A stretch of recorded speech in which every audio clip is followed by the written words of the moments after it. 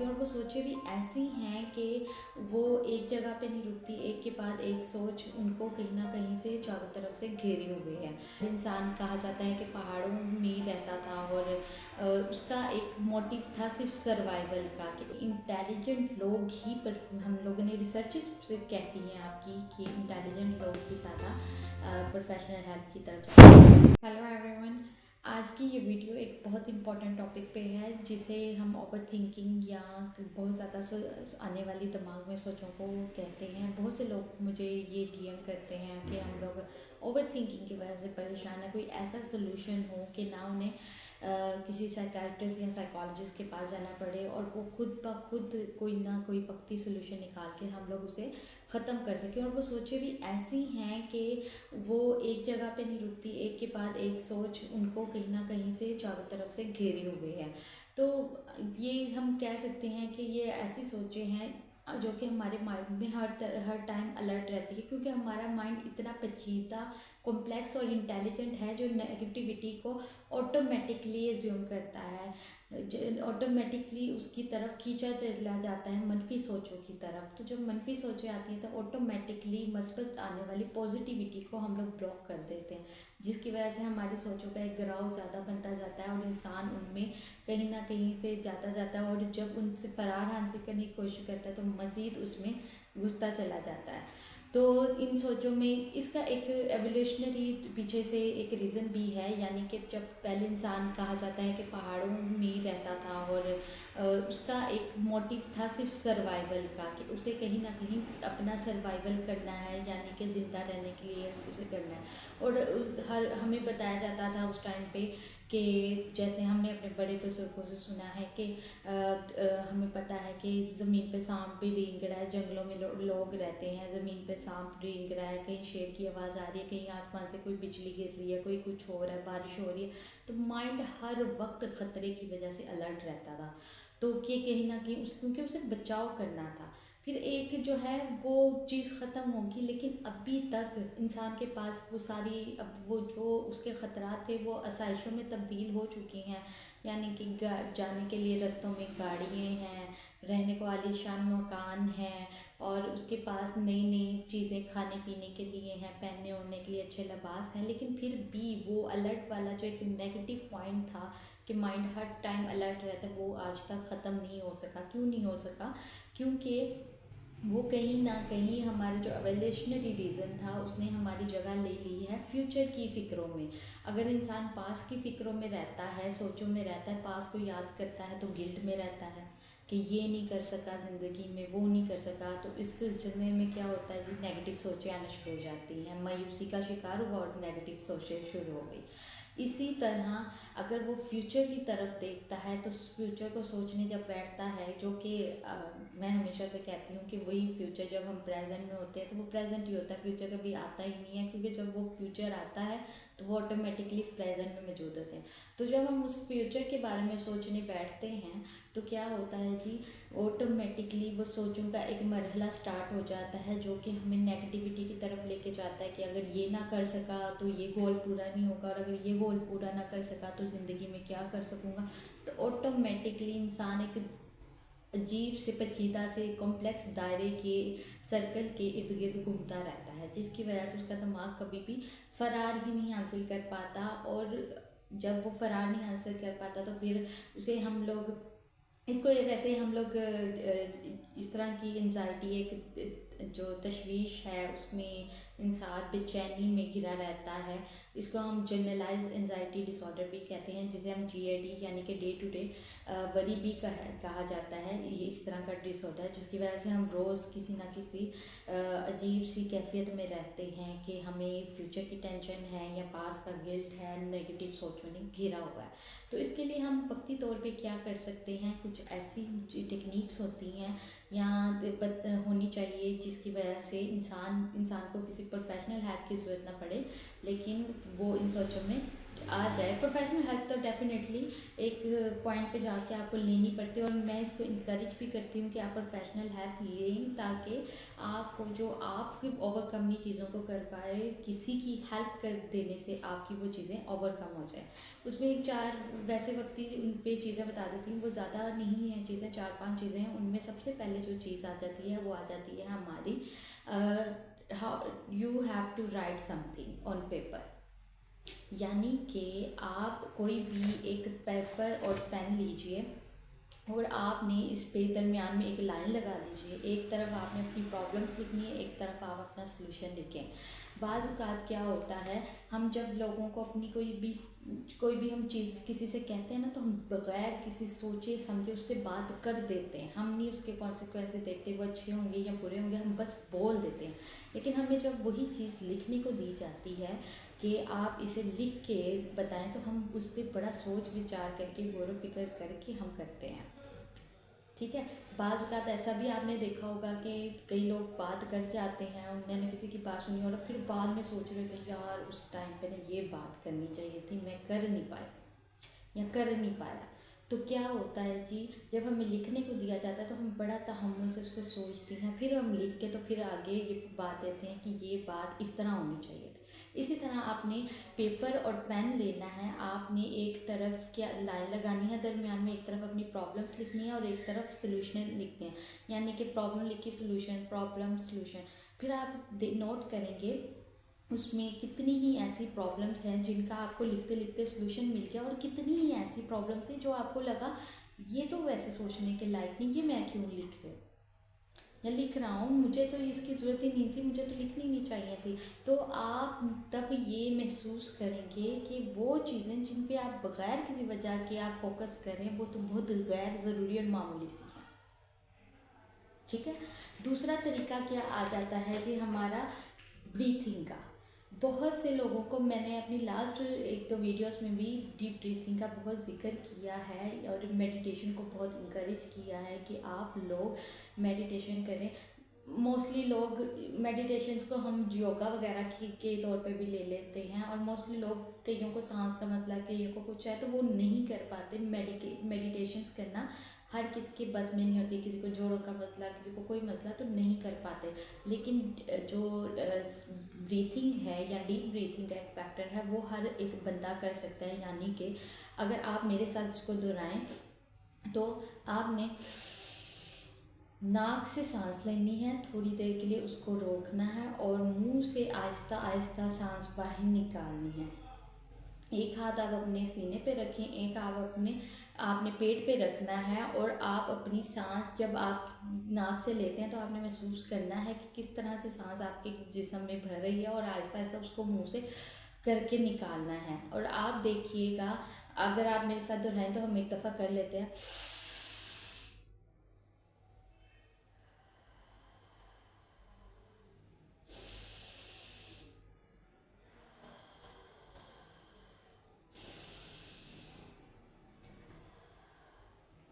यही तरीका अगर आप अपनी आंखें बंद करके नाक से इनहेल करें, सांस को थोड़ी देर मुंह में रखें और फिर आहिस्ता से आप उसको एक्सेल करें, तो आप देखिएगा आपके जिस्म के हवा भरने और बाहर निकालने तक का सफ़र कितना मुफीद रहा। आपकी बाज़ औक़ात आपने अगर आप देखें तो जिस्म आपकी दिमाग को जो है वो बहुत ज़रूरी होता है। आपने सुना भी होगा कि मस्बत जिस्म में मस्बत दिमाग का होना बहुत ज़रूरी है। इस तरह मस्बत दिमाग के लिए भी मस्बत जिस्म का होना ज़रूरी है। तो बाज़ औक़ात हमारे माइंड में भी हमारे जिस्म को एक चीज़ कंट्रोल कर रही होती है, जिसे हम सिंपैथेटिक नर्वस सिस्टम का हिस्सा कहते हैं, और एक होता है पैरासिम्पैथेटिक नर्वस सिस्टम। एक का काम जो है वो जो घबराहट का फैक्टर वो तेज़ करना है, और एक का काम उसको बिल्कुल ही कंट्रोल करना है। तो एक में फ्लाइट ऑफ आइडियाज़ आ रहे होते हैं, एक उन फ्लाइट ऑफ आइडियाज़ को कंट्रोल कर रहा होता है। तो दोनों में क्या होता है जी, बैलेंस का रहना ज़रूरी है। यानी कि कभी एक ऊपर जा रहा होता है और कभी एक नीचे आ रहा होता है। तो दोनों जो हैं ऊपर नीचे जब होते हैं उनमें पैरेलल एक, यानी कि दोनों हिस्से एक दूसरे को कंट्रोल कर रहे हैं तो एक हिस्सा अगर ज़्यादा है तो दूसरा उसको कम करने की कोशिश कर रहा है। तो जब वो दोनों हिस्से होते हैं तो वो एक दूसरे को कंट्रोल करते हैं। इसी तरह जैसे बॉडी जो है हमारा जो माइंड है वो कभी कभी हमारी बॉडी को कंट्रोल करता है हमेशा ही, और इसी तरह हम बॉडी की मदद से भी अपने माइंड की जो ख्यालात, जो तफक्कुरात या हमारी जो सोचें आ रही हैं उनको कंट्रोल कर सकते हैं। क्योंकि हमारी अगर बॉडी रिलैक्स है तो ऑटोमेटिकली हमारा जो दिमाग का अलर्ट वाला हिस्सा है वो थोड़ा सा अपना रिलैक्स मूड में आ जाएगा, एक्सेप्ट फ्लाइट ऑफ आइडिया वाले मूड के। जब हम लोग कोई डीप ब्रीथिंग करके उसको रिलैक्स करने की कोशिश करेंगे। बाज़ औक़ात रिसर्चेज में भी देखा गया है कि कोग्निटिव बिहेवियर थेरेपी से ज़्यादा जो है बिहेवियर थेरेपी ने बहुत जगहों पे कारआमद रही है। तो हम लोग इसको इस तरह से इम्पोर्टेंस दे सकते हैं। थर्ड आ जाता है हमारे पास चैंटिंग का, यानी कि बाज़ आपने पिछले भी लोगों में देखा होगा, लोग आवाज़ें निकाल निकाल के अपने आप को रिलैक्स करने की कोशिश करते थे। बाज़ लोग मेडिटेशन करते हुए, योगा करते हुए या ऊंची ऊंची बोल के अपने आप को रिलैक्स करने की कोशिश करते होते थे, या चीख चीख के अपना ये वाला जो अंदर से दबाव है उसको कम करने की कोशिश करते थे। तो उनको जब वो इस तरह करते थे तो इसी तरह से उनकी जो अंदरूनी कैफियत है वो रिलैक्स होने लग जाती थी। तो या कोई ऐसा दम दरूद या इस तरह की चीज़ें पढ़ना ऊंची ऊंची आवाज़ में जिससे उनको सुकून मिलता था, तो ये करने से बहुत ज़्यादा फ़र्क पड़ जाता है। तो चैंटिंग का अभी भी मैं आपको रेकमेंड करूँगी कि इस तरह की कोई चीज़ें करें ताकि आपकी जो ओवर थिंकिंग वाला एक मसला है उसमें कहीं ना कहीं सोल्यूशन आ जाए। फोर्थ आ जाता है जी हमारा माइंडफुलनेस वाला एक फैक्टर। माइंडफुलनेस का फैक्टर क्या है जी हमारा, बाज़ लोगों, मेरी एक माइंडफुलनेस पर भी मैंने वीडियो बनाई थी, लोगों का एक अलमिया बन चुका है, यहाँ पे स्टिग्मा बन चुका है, एक डिलेमा बन चुका है कि हमने माइंडफुलनेस को किस तरह से महसूस कर दिया। लोगों के मुताबिक एक मिथ बना हुआ है कि आपने सलाद के पत्ते उठाए हैं और आप सूंघ उसको रहे हैं, किसी चिकन वगैरह को सूंघते जा रहे हैं और आप डाइट का एक मनसब बना के आप खा रहे हैं सलाद के पत्तों को। ये सॉरी टू से but this is not a mindfulness. Mindfulness क्या होते हैं, आप प्रेजेंट में रह के चीज़ों को महसूस करें। यानी कि अगर आप डीप ब्रीथिंग भी कर रहे हैं तो आप उसको महसूस करें। आप खाना खा रहे हैं तो आप खाने की लज़्ज़त को महसूस करें, उसके टेस्ट को महसूस करें अपने टेस्ट बड्स के साथ। जैसे खाना आपके अंदर जिस्म में जा रहा है आप उस लज़्ज़त को महसूस करें। आपका फोकस आपके उस टाइम खाने पे होना चाहिए। अगर आप पेन से कुछ लिख रहे हैं तो पेन की ग्रिप में आपका वो फोकस होना चाहिए ताकि आप उसकी ग्रिप को महसूस कर सकें। यहाँ अगर आप कोई भी काम कर रहे हैं तो उसमें काम करते हुए उस लज़्ज़त को महसूस करें जो आप उस हाजिरी प्रेजेंट दौर में रह के कर सकते हैं, उसको महसूस करें। This is mindfulness. तभी आपको अपनी प्रॉब्लम्स का सोल्यूशन, जब आपको कोई प्रॉब्लम आती है, कोई सोच आती है, तो उसका सोल्यूशन ढूंढने के लिए उसको प्रेजेंट तौर पे गौर व फिक्र करके सोचना बहुत ज़रूरी है। फिफ्थ आ जाता है जी हमारा पॉजिटिव थिंकिंग। बहुत सी जब हमें कोई प्रॉब्लम आती है तो उनमें बहुत से ऐसे पॉइंट्स होते हैं कि अगर हम उन्हें उसमें पॉजिटिविटी का फैक्टर देखें तो बहुत से सोल्यूशन हमें वैसे ही मिल जाते हैं। हम हर चीज़ को नेगेटिविटी की तरफ लेके जाते हैं जिसकी वजह से हमारा जो पॉजिटिव फैक्टर है वो कहीं ना कहीं रुक जाता है। बाज़ लोग जो होते हैं, रिसर्चेस में भी आया है कि अपने आप को जहाँ उन्हें पॉजिटिव पहलू देखना चाहिए पॉजिटिविटी को नहीं देखते, हर चीज़ में नेगेटिविटी को देखने लग जाते, तो ऑटोमेटिकली हमारा माइंड इतना मैग्नेटिकली इन चीज़ों को ऑब्जर्व कर लेता है कि कैप्चर करता है नेगेटिव पॉइंट्स को, कि अगर मैंने एक नेगेटिव चीज़ देखी तो कॉम्प्लेक्सिटी की वजह से, माइंड के अलर्ट होने की वजह से फ़ौरन से वो नेगेटिव चीज़ों को अपनी तरफ अडॉप्ट करना शुरू हो गया। यही अगर मैं पॉजिटिव की तरफ कोई भी पहलू देखूंगी, मैं पॉजिटिविटी किसी बात में देखने की कोशिश करूंगी तो वो पॉजिटिविटी ही अपने अंदर कैप्चर करने की कोशिश करेगा और सारी जो पिक्चराइज चीज़ें हैं वो मेरे सामने पॉजिटिव वे में ही आएंगी। तो ये हमारे पे डिपेंड करता है कि हम थिंकिंग अपनी पॉजिटिव रखते हैं या नेगेटिव। मैं इंशाल्लाह इस पर भी एक वीडियो बनाऊंगी पॉजिटिव फैक्टर्स में, क्योंकि हमेशा चीज़ें जो है ज़्यादा नेगेटिविटी भी, पॉजिटिव वे में भी चीज़ें सोचना अच्छा नहीं और ज़्यादा नेगेटिव वे में चीज़ें सोचना भी अच्छा नहीं है।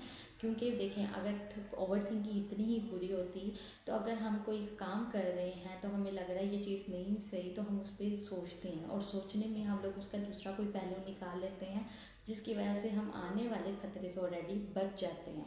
तो ओवर थिंकिंग कहीं बुरी भी नहीं हुई, क्यों, हमने इसमें पॉजिटिव पहलू देखने की कोशिश की। इसी तरह लास्ट में अगर मैं इसको थोड़ा सा सम अप करूँ तो फिर ये 5-6 जो चीज़ें आ जाती हैं उसमें मोटी मोटी जो उसमें आ जाता है। सबसे पहले you have to write the things, आप प्रॉब्लम और सोल्यूशन के 2-2 कॉलम्स बनाएं, उनमें प्रॉब्लम और सोल्यूशन लिखें और आप देखिएगा ऑटोमेटिकली आपको प्रॉब्लम के सोल्यूशन मिलना शुरू, और बहुत सी आप फील करेंगे चीज़ें जो आपको लगता है कि नेगेटिव है, आप उसके बारे में सोचेंगे भी नहीं, मैं क्यों सोच रहा हूँ, आप खुद से पूछेंगे और आप उसको ओमिट करके आगे अगले सोल्यूशन की तरफ देखेंगे। नेक्स्ट जो देखते हैं हम डीप ब्रीथिंग का फैक्टर। डीप ब्रीथिंग कीजिए, अपने माइंड और बॉडी दोनों को एक साथ अलर्ट कीजिए, दोनों को एक दूसरे के लिए पैरासिम्पैथेटिक और सिम्पैथेटिक दोनों को एक दूसरे के लिए यूजफुल बनाइए। कॉग्निटिव बिहेवियर थेरेपी और बिहेवियर थेरेपी दोनों को एक तरह से लेके आइए।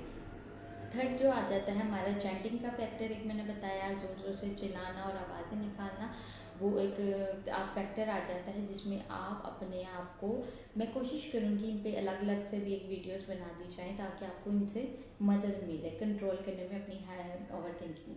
चौथा आ जाता है जी हमारा और माइंडफुलनेस का फैक्टर। माइंडफुलनेस का मैं आपको ऑलरेडी बता रही हूँ, हर चीज़ को प्रेजेंट में करने की कोशिश कीजिएगा। और फिफ्थ आ जाता है हमारा पॉजिटिविटी। हमें हर चीज़ में कहीं ना कहीं पॉजिटिव थिंकिंग का पहलू एक देखना चाहिए कि जो अगर नेगेटिविटी की तरफ भी जा रहा है तो उसमें अगर हम पॉजिटिव पहलू देखेंगे तो डेफिनेटली चीज़ें खुद ब खुद रिजॉल्व हो जाएंगी। और लास्ट नॉट लिस्ट मैं आस्क फॉर प्रोफेशनल हेल्प। मैं इसको हमेशा रिकमेंड करती हूँ कि अगर आपसे फिर भी चीज़ें ओवर थिंक, वैसे तो ये जो मैंने कुछ आपको 4-5 पॉइंट्स बताए हैं, इन्हीं को अगर आप अपनी ज़िंदगी में शामिल कर लें तो ओवर आपको कोई भी साइकोलॉजिस्ट या साइकेट्रिस्ट की ज़रूरत नहीं पड़ेगी। आप खुद ही प्रोफेशनली अपनी तौर पे अपना तजिया करके, अपना कॉन्क्लूजन करके, एनालाइज करके अपने आप को आप अपना सम अप करके तो अपना एक सोल्यूशन निकाल सकते हैं चीज़ों का। लेकिन अगर फिर भी आपको लगता है कि नई चीज़ें रिजॉल्व हो रही तो आप प्रोफेशनल हेल्प लीजिए। प्रोफेशनल हेल्प लेने में कोई मसला नहीं है, बल्कि इंटेलिजेंट लोग ही, पर हम लोगों ने रिसर्चेस से कहती हैं आपकी कि इंटेलिजेंट लोग ही ज़्यादा प्रोफेशनल हेल्प की तरफ जाते हैं, क्योंकि उन्हें पता है कि अगर मज़ीद किसी चीज़ की ख़राबी से बचना है तो क्यों ना दो दिमागों को एक कर लिया जाए। आप जब प्रोफेशनल हेल्प लेते हैं तो कोई ना कोई अच्छा सोल्यूशन आपको मिलता है और आप उसमें ऑटोमेटिकली आपका वक्त भी बचता है और वक्त के बचने से आपके बहुत से काम वैसे रिजॉल्व हो जाते हैं। बाकी वीडियो अच्छी लगी हो तो आप काइंडली इसको शेयर और लाइक कीजिएगा ताकि दूसरे लोगों को भी इससे हेल्प मिल सके, और मुझे अपनी दुआ में याद रखिएगा। अल्लाह हाफिज़।